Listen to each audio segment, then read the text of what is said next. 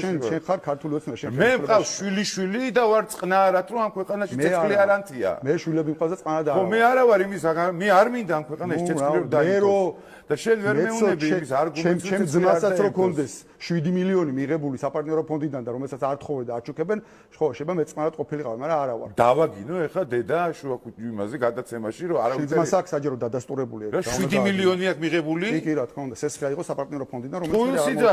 შენ ძმას დადასტურებული აქვს საჯარო ყოველ სიძახი მეთქი შენ ძმას აქვს დადასტურებული საჯარო არა აქვს დადასტურებული გამოიღე მიდი დაგუგლე მიდი განცხადება მახსოვს დაჟე რა განცხადება მანახე ორი ამბავი არისო ესო დაგუგლე მიდი იზრეოდესო სესხებო სახელმწიფო მიდი ამოიღე აი პირველად გაიგე მიდი რა პირველად გაიგე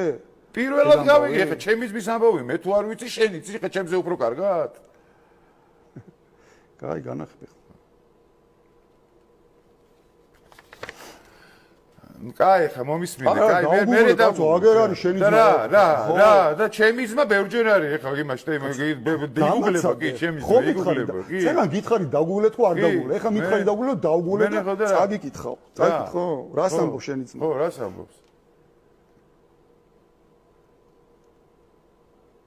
ამბობს ეხა ფაკარგული ედემი გაგიგია ეგეთი რამ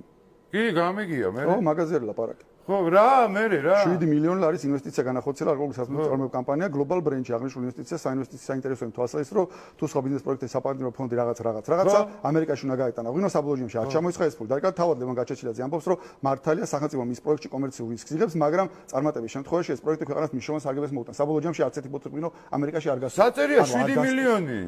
სიტყვები სად არის 7 საპარტნიორო ფონდმა ლევან გაჩეჩილაძის პროექტში 7 მილიონი ჩადო და კომერციული რისკის თავად აიღო. ანუ ლევან გაჩეჩილაძემ კი არა თვითონ ლევანის სიტყვები სად არის? რა საპარტნიორო ფონდმა ჩადო? კაცო, ლევანის სიტყვები რა.